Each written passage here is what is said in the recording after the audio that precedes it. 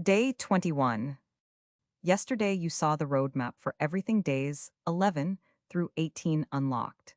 Today you're going to learn how to judge whether your strategy is actually any good.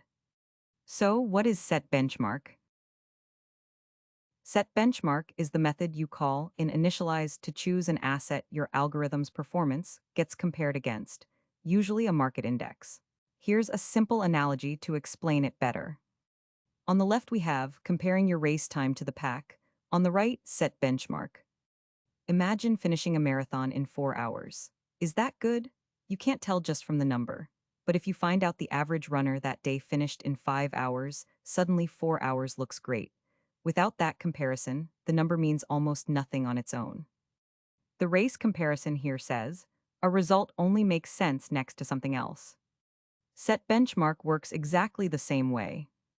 It gives your algorithm something to be measured against, which in this case is, if your strategy returns 12% while the benchmark index returns 20%, you actually underperformed, even though 12% sounded fine on its own.